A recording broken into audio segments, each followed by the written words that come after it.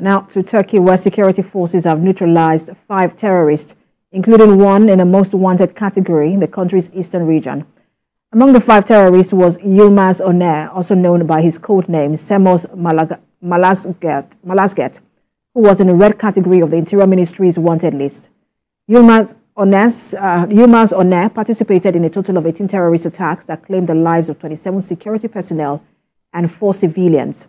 Other terrorists neutralized in the operation were in the orange category of the Interior Ministry's wanted list.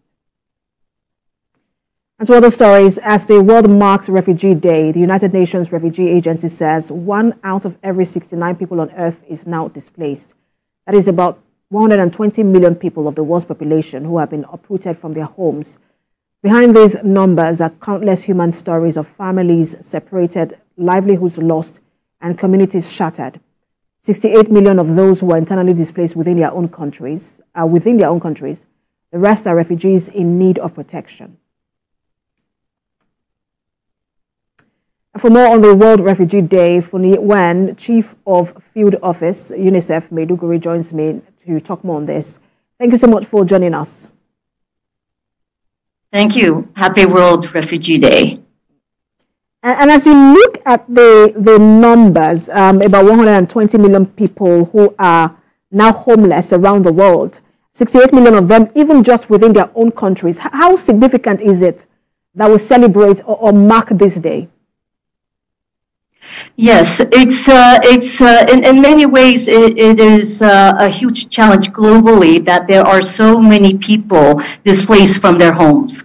But I also would like to recognize the fact, and I think this day helps us to recognize and to appreciate the resilience of the millions of people who are displaced away from their homes, whether they are displaced within their countries or as refugees across states lines. So I think we really need to recognize the fact that they have resilience, and UNICEF, alongside other UN agencies and the government and other partners, are working to make sure that their rights are respected, that their plight is recognized, and the support is provided to them, whether it be food or safety or shelter or water or education and protection. Certainly, we want to make sure that we recognize those needs and we need to fulfill those rights. And when you also look at the figures, you realize that 68 million of those who have been displaced, displaced within their own countries. We have that situation in Nigeria with the IDPs. Having to deal with them, I mean, this is your area. What are some of the challenges they go through? Yes. Here in the Northeast, the Bay States, that's to say Borno, Yobe, and Adamawa, we have nearly 8 million people who are most vulnerable due to the nature of their displacement.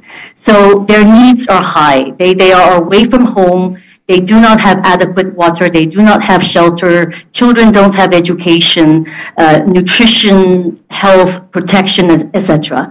And so UNICEF have been working very closely with our partners and certainly with the government to make sure that we meet those minimum standards of needs. Unfortunately, they are displaced. Many of them are displaced multiple times, running from one location to another. So those needs are high. 56% of children who are displaced are out of school. And we're working with partners very closely to make sure that those children have the right to go to school and have some semblance of normalcy when they are in displaced locations and settlements and so forth. Water needs are very high. Nutrition, certainly, we are in the lean season at this time, and we are facing a malnutrition crisis right now as we speak. And it's cholera season is coming up. So we've got multiple layers of vulnerabilities that we're trying to support and cater to the needs, the overwhelming needs of displaced persons in the Northeast. And what is really concerning is that the numbers continue to increase. When you look at the war between Russia and Ukraine, the Israel-Hamas war, you also think of the war in Sudan, even in the Northeast Nigeria, where people are victims of insecurity.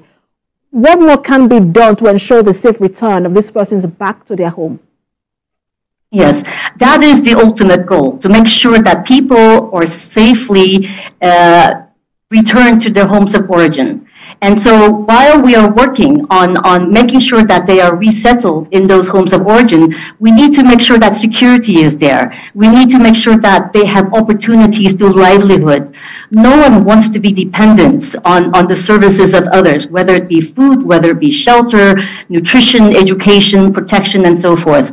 But we want to make sure that we look at how are we going to support them in the longer run, not just the humanitarian aspect in the immediate needs.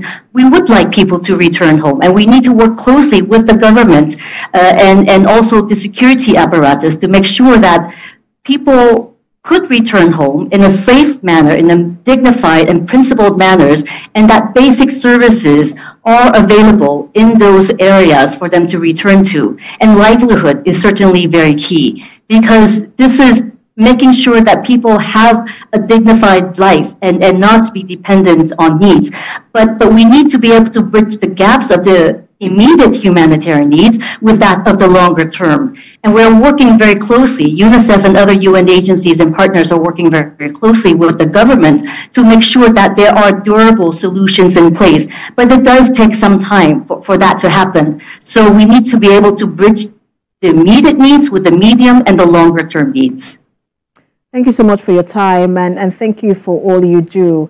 The Chief of Field Office UNICEF, Maiduguri Funwan. Thank you. That's the news this hour. For more updates on the stories we are monitoring, you can visit our website, www.tvcnews.tv. You can also follow us on social media. We're on Facebook, Instagram, and on X using the handle @TVC News NG. YouTube